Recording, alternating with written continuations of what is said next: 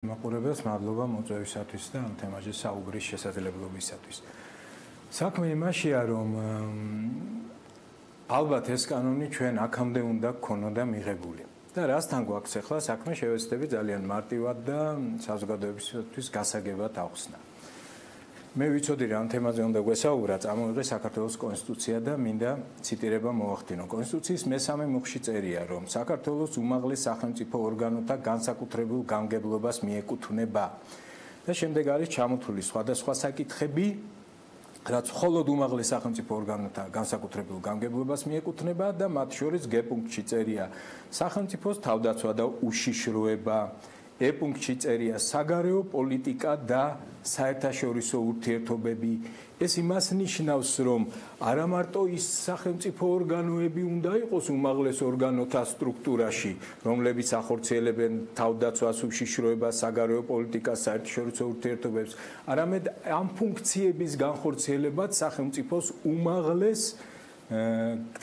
უმაღლეს სახელმწიფო ორგანოთა განსაკუთრებულ გამგებლობას მიეკუთვნება და მხოლოდ მათი კომპეტენციაა. კონსტიტუციით ფაქტიურად არის ეს სტანდარტი დადგენილი და აი ეს რასაც ჩვენ ვამბობთ, რომ ესე იგი ოკუპანტ ქვეყანასთან საქართველოსთან საომარ მდგომარეობაში მყოფ ქვეყნის ხელისუფლებასთან აქ ხაზია გასასმელი ურთიერთობა, მასთან მოლაპარაკებების წარმოება თუ სხვა სახის ურთიერთობა, ეს უფლება უნდა გქონდეს მხოლოდ სახელმწიფო შესაბამის უმაღლეს ორგანოებს. ეს იმიტომ ვამბობ, რომ ეს თემები ეხება სწორედ სახელმწიფოს თავდაცვას და უშიშროებას, საგარეო პოლიტიკას და საერთაშორისო ურთიერთობებს და განსაკუთრებით მძაფრ და მტკივნეულად, ვინაიდან ურთიერთობა გვაქვს მარტივად რო ვთქვათ, მტერ ქვეყანასთან, ხო, რომელიც არის ან ოკუპანტი, ან არის საომარ მდგომარეობაში ყოფი ჩვენთან. საკმარისი არ აღმოჩნდა ეს კონსტიტუციური დებულება და კონსტიტუციური აკრძალვა, რომ სხვებს არ უნდა ეწარმოებინათ ეს კომუნიკაციები და ჩვენს რეალობაში ვნახეთ, რომ სხვადასხვა პარტიები მაინც აწარმოებენ ჩვენი მიმართ ოკუპანტი ქვეყნის, ამ შემთხვევაში რუსეთის უმაღლეს სახელისუფლებო ორგანოებთან კომუნიკაციებს და კონკრეტულად ბოლო შემთხვევა რო განვიხილოთ, რა სურათი გვაქვს. პატრიოტთა ალიანსის რამდენიმე წარმომადგენელი იყო სახელმწიფო დუმაში რუსეთის, სახელმწიფო დუმის კონკრეტულ კომიტეტში, ჰქონდათ შეხვედრები ამ კომიტეტის ხელმძღვანელთან, გარკვეულ დუმის წევრებთან, მათთან შეთანხმებით, მათთან შეათანხმეს რაღაც ახალი ფორმატი, ახალი გეგმა ურთიერთობების და შემდეგ ოკუპანტ ქვეყნის ხელისუფლებასთან შეთანხმებული სქემა თუ გეგმა, ეს რაღაც ფორმატი საქართველოს, ნატო, რუსეთი და კიდევ სხვა შემოთავაზებები, ანუ ოკუპანტ ქვეყანასთან შეთანხმებული ჩამოიტანეს საქართველოში და თავს ახვევენ საკუთარ ხელისუფლებას, რომელთანაც არავითარი შეთანხმება მანამდე არ ქონიათ და ასევე ცდილობენ თავს მოახვიონ ჩვენს ისეთ პარტნიორ ორგანიზაციას, როგორც არის ნატო და სადაც გაწევრიანებისკენ ოფიციალური კურსი აქ აღებული ქვეყანას. ეს რა თქმა უნდა დაუშვებელია. ეს აზიანებს უკაცრავად ჩაგეჭრებით მონოლოგი რომ არ გამოგვივიდეს და კითხვების დასმაც რომ შევძლო. დიმიტრი ციტიშვილი პარლამენტის უმრავლესობის წარმომადგენელი, ის არ იყო ახლა ბოლომდე გარკვეული თქვენს ინიციატივაში, თუმცა მან თქვა, რომ ნებისმიერ ტიპის რეპრესია, რომელიც შეიძლება შემოვიდეს როგორც მექანიზმი საკანონმდებლო, შეიძლება იყოს მსხვერპლად ამ მოქალაქეების შემრაცხი, ან მოვახდინოთ მეტი ვიქტიმიზაცია მათი, მაშინ როდესაც თქვათ ისინი მარგინალური ჯგუფები არიან, ასე უწოდა მათ კოლეგა დეპუტატებს, სხვა შორის უმრავლესობის წარმომადგენელმა და საერთოდ შესაძლებელი ამან უფრო გაასერიოზულოს მსგავსი თემები, ამაზე თუ გიფიქრიათ? კი ბატონო, ნამდვილად ვერ დავეთანხმები გამომსვლელს ამ პოზიციაში, ეს არ არის არავითარი რეპრესია. ეს არის უბრალოდ ის, რომ ჩვენ თუ ვართ სახელმწიფო, უნდა დავიცვათ სახელმწიფო სტანდარტები. და სახელმწიფო სტანდარტი არის, რომ დამპყრობელ ქვეყანასთან, მტერ ქვეყანასთან, სახალხო ენით რო ვთქვათ, ოკუპანტ ქვეყანასთან და საომარ მდგომარეობაში მყოფ ქვეყანასთან უფრო სამართლებრივი ენით რო ვთქვათ, მასთან ურთიერთობის პასუხისგებლობა უნდა იყოს მხოლოდ ხელისუფლების პასუხისგებლობა. სხვას არ უნდა შეეძლოს. სხვა შემთხვევაში ჩვენ უტოვებთ ამ ოკუპანტ ტრულად განწყობილ ქვეყანას შესაძლებლობას თეთრ ადგილებს ტოვებთ კანონმდებლობაში, მას ეძლევა შესაძლებლობა ჩვენი ქვეყნის ცალკეულ სუბიექტებთან, ეს იქნება ესა თუ ის ორგანიზაცია, პოლიტიკური გაერთიანება თუ სხვა სახის გაერთიანება თუ კონკრეტული პირები, მასთან დაამყაროს კომუნიკაცია, კონდეს რაღაც დაინტერესოს სხვადასხვა არამაინდამაინც რაღაც ანგარებითი არ გულისხმობ, მაგრამ აი რაღაც დააჯეროს თუნდაც ამის უპირატესობაში რომ 100 აჯობებს და ფაქტიურად მასთან კომუნიკაციით მისთვის სასურველი მესიჯები, მისთვის სასურველი თემები დააყენოს ჩვენი ქვეყნის ხელისუფლების წინაშე და ჩვენი ქვეყნის წინაშე. რომ ისინი არჩეულები არიან, რომ მათ მოიპოვოს პარლამენტის საზოგადოების რაღაც გარკვეული ნაწილის 5%-ის, მაგრამ მათი წარმოდგენის უფლება. აქ ვარ ნინო ეს რატომ წერია კონსტიტუციაში უმაღლეს სახელმწიფო ორგანოთა გამგებლობას? საქმე იმაშია, რომ უმაღლეს სახელმწიფო ორგანოში გადაწყვეტილების მიმღებ პოლიტიკური ძალის საკითხია ეს. და ისიც არა მარტო პოლიტიკური ძალის სახელით, არამედ კონკრეტული სახელმწიფო ორგანოს სტატუსით და სახელით. ისე რომ პარლამენტში შეიძლება ეხლა მრავალპარტიულ პარლამენტში ძალიან ბევრი პარტიის წარმომადგენლები იყოს, მაგრამ უნდა პარლამენტმა აწარმოოს მოლაპარაკება. მთავრობაში შეიძლება იყოს ხომ კოალიციური მთავრობა, მაგრამ უნდა მთავრობამ თავის სახელით აწარმოოს მოლაპარაკება და არ შეიძლება მთავრობაში მყოფმა რომელიმე პარტიამ, ან მთავრობაში არ მყოფმა პარტიამ ვიმეორებ, ეს შემოთავაზება ჩვენი.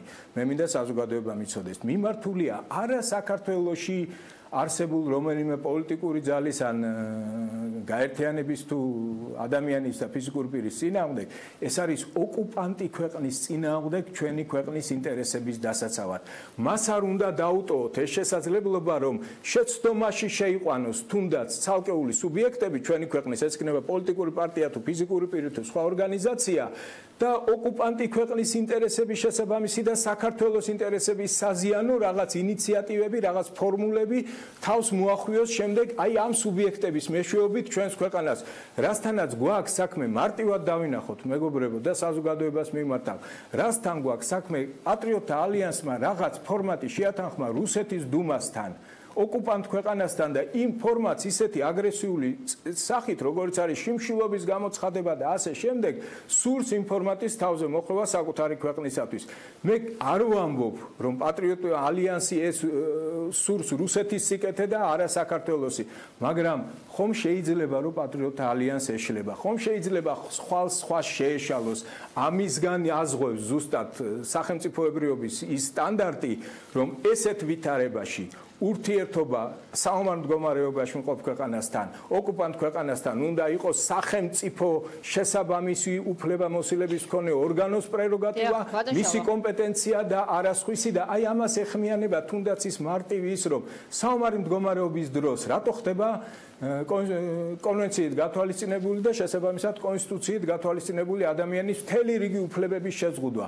იმიტომ ხდება, რომ ის არის სპეციფიკური მდგომარეობა და ესეთი მდგომარეობის დროს პასუხისგებლობა უნდა არის ძალიან მაღალი და უნდა აიღოს მხოლოდ ხელისუფლებამ. იგი აი ამის გამოხმიანებას ოკუპანტ ქვეყანასთან ურთიერთობა ფაქტიურად ამ მიმართულებით საომარ მდგომარეობაში მყოფი ურთიერთობაა და ამაზე პასუხისგებლობა უნდა აიღოს ხელისუფლებამ. ვიმეორებ, ეს კანონი იქნება ოკუპანტი ქვეყნის წინააღმდეგ და არა საქართველოს რომელიმე მოქალაქის თუ სუბიექტის. აქ ჩვენ მხოლოდ პარტიებზე ვსაუბრობთ, თუ თქვენ საზოგადოებრივ ინიციატივებსაც გულისხმობთ, თუ კი თქვენ პოლიტიკურ თქვათ აქტივობებს ჩადებთ მხოლოდ ამ თქვენ საკანონმდებლო ინიციატივაში, მაშინ მათ ყოველთვის დაარჩებათ სივრცე, ვთქვათ, რომ წავიდნენ და პარლამენტს გარეთ შეხვდნენ იგივე ადამიანები. ეს კანონი ჩამოყალიბდება, ამ კანონზე შემდეგ იქნება დეტალური მსჯელობა, ეს არ არის ადვილი დასაწერი, ამან ძალიან სერიოზული, ასე ვთქვათ, ფილტრების გათვალისწინება ჭირდება, რასაც აუცილებლად გავაკეთებთ.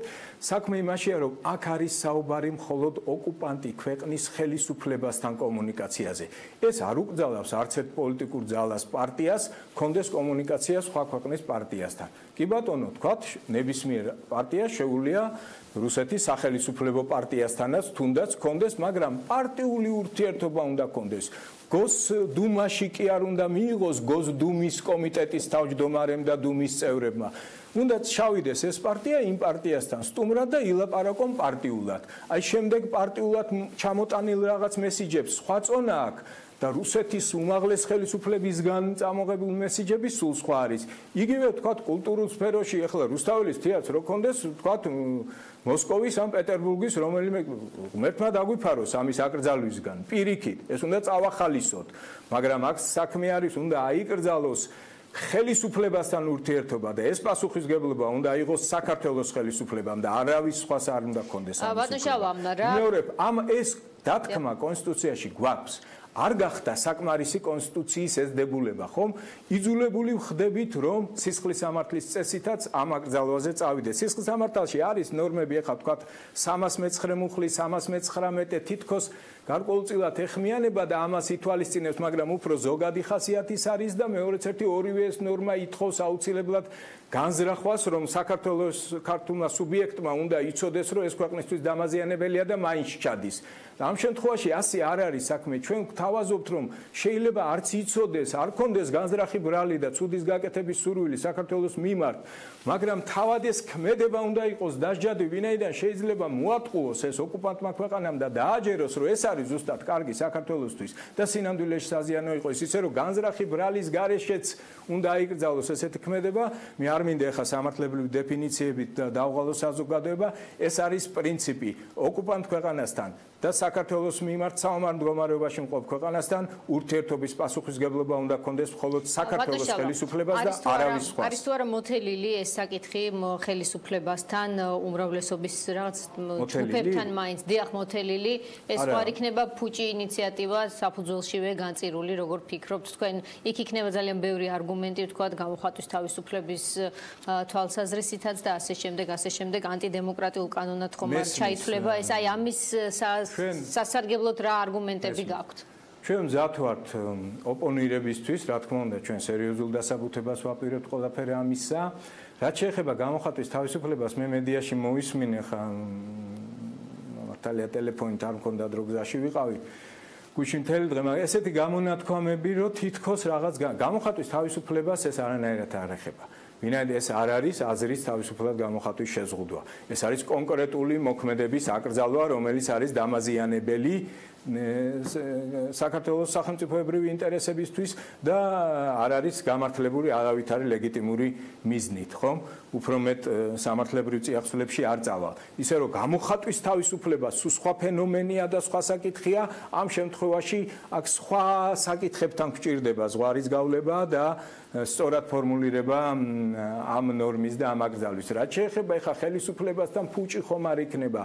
არავითარი წინასწარი მოთელვა და საუბარი არ ქონია და საერთოდ არც ერთ საკითხზე ჩვენ არ გვაქვს ხელისუფლებასთან, არ გვაქვს ესეთი ურთიერთობები, ვართ ოპოზიციური ძალა და ჩვენ საჯაროდ ვაწოდით ჩვენ პოზიციებს ხელისუფლებას და მიგვაჩნია რომ ეს არის წესიერი საქციელი და აქ ხელისუფლება დადგება ალტერნატივის წინაშე. ამაზე იქნება მშელობა, ზოგი მხარს დაუჭერს ერთ პოზიციას, ზოგი მეორეს. ესეც გარკვეული ლაკმუსის კაღალდი იქნება და გამოჩნდება ახლა ვის გულიტკივა საქართველოზე და ვის რაღაც კონკრეტული საკუთარი ინტერესები უფრო ძალავს, მაგრამ საქმე იმაშია, რომ ხელისუფლება დადგება არჩევანის წინაშე.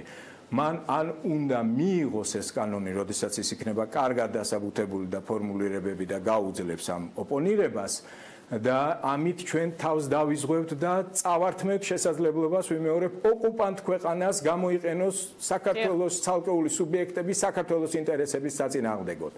ან ხელისუფლება უარს იტყვის ამ კანონის მიღებაზე, რაც აშკარად თვალსაჩინოს გახდის, რომ აი ესეთი მოქმედებები ეს არ არის ხელისუფლების მიღმა მომხდარი და ეს არის სწორედ ხელისუფლების ხელდასმით და ხელისუფლების ნებით განხორციელებული და მაშინ პასუხისგებლობის აღება ამაზე მოუწევს ხელისუფლებას და ზოგადი ერთი ფრაზა რა ხელისუფლებაა ის რომელიცაც არ უნდა აიღოს პასუხისგებლობა ოკუპანტ ქვეყანასთან ან საომარ მდგომარეობაში ქვეყანასთან ურთიერთობაზე. ეს უბრალოდ ბუტაფორია ყოფილა და არა ხელისუფლება, ყველაფერს თავი დავანებოთ. მადლობა შალვა შალბურძეს თავისუფალი დემოკრატების თავმჯდომარის, რომელიც პასუხობდა ჩვენ შეკითხვებს. რეკლამის დრო გვაქვს, დავბრუნდებით მალე იგივე თემით.